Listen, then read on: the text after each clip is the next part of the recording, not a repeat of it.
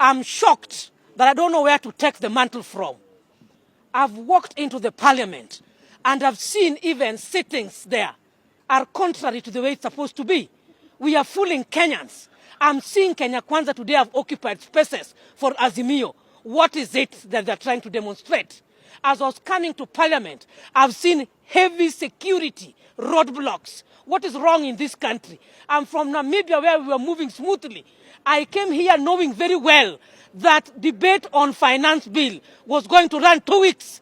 What was the rush? A question to ask. What is it that leaders cannot be honest? The 13th parliament is not being truthful as to why we were elected.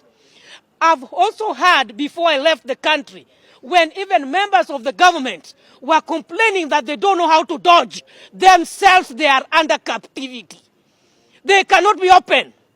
Some of them even complained and confirmed that they were whipped to State House so that they are able to make sure that it is yes. I was shocked to read in the social media.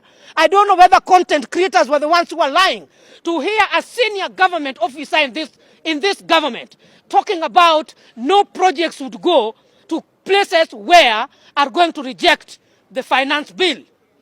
Are we elected to play with Kenyans? Are we ready to serve this country?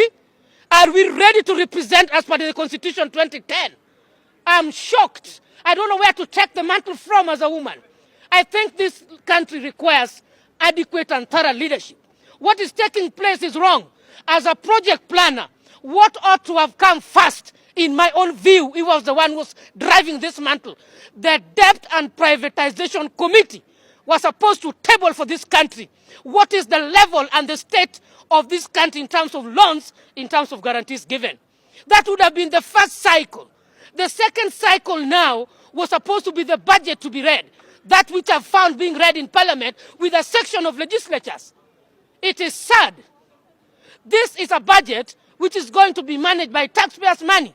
From there, Kenyans were supposed to ask themselves, are we ready to finance and afford to implement the proposed budget? Then the third stage now was the finance bill, which was supposed to now take care of how are we going to finance our budget? What are the loans that we are going to give? Have we optimized our debt levels that we don't need to go under debts? I went into a country which is only 2.5 million, and they are sustaining their projects. What is this problem? What is this monster in this country that we cannot revive the existing projects? We cannot start by sustaining what we have. Why do we rush into taxation? The content creators to be taxed at 15%. Do we even train them? Do we offer them opportunities? We are talking of a digitalized country. If we can tax each and everything, even my hair itself today, I cannot afford it because they are already even taxing what is going to be for the hairdressers. This is a nation that requires rigorous advocacy and true leadership. At this pace, I don't know where we are heading to. This is a country that requires real prayers. What was this rush of voting yesterday? What was this rush? What was this rush? What is it that we were feeling yesterday at night? We should not force people into a framework without consultation. I believe that public participation should be adequate.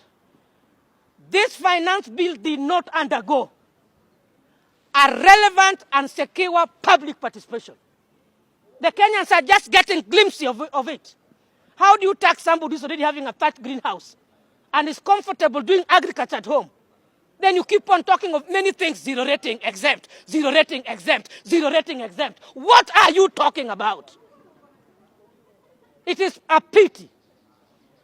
There are people who have retired, they are old. Will they be coming to Nairobi here and many places to secure for their rental collection? Even we are told that even the houses after they are being built, they are going to be subjected into tax, that somebody is going to be put to collect your money. How is it going to benefit me? People are supposed to be staying in different places and advancing. Who informed, who consulted me on 1.5% reduction from 3%? Were you yourself consulted? Do you need that house?